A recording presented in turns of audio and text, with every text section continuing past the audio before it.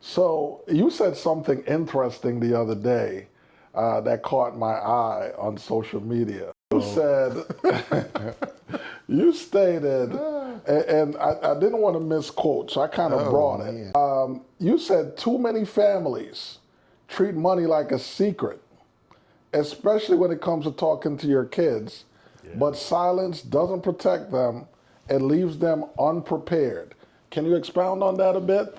And I think maybe this is cultural because I've seen it in our community, unfortunately, and it must go back to some trauma from past, I assume, and versus my non-African American clients. So oftentimes parents in the black community, I've seen at least, and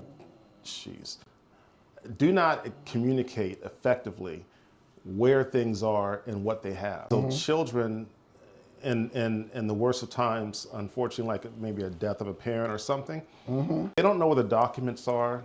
They don't know where the will is, if there's a will. They don't know if it's a will in a trust or just a will. They don't know what insurance policies are. And now this says it in every case, but I've seen it a lot. And then also when the parent is not sick, I've talked to parents and said, okay, maybe at what point are we going to bring the children into some part of this discussion? Yeah, you're not talking about 6, 7, 8-year-old children. You're talking about 13, 14, 15, right?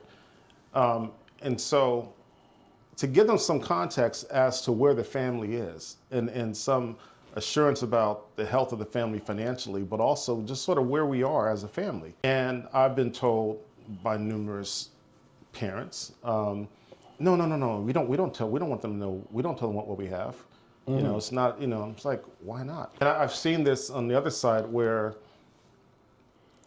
in a few cases there's been family meetings. Now I will say, to our credit, thank God, I've seen some African American families do the family meetings as well and do it right and bring the children in.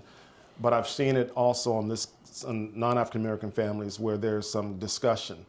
And so I don't know why that is, where some parents just feel like they cannot or should not communicate to their children what they have, what they have saved. Now, I just think I don't think that doesn't help anybody. It certainly doesn't help if that child, like in my case, becomes a financial advisor, right? And I can provide advice and say, hey, I've done this for other people. Let me do it for you. Right. So yeah, it does not.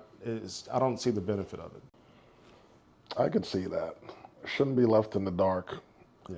Should definitely be kept abreast of what's going on.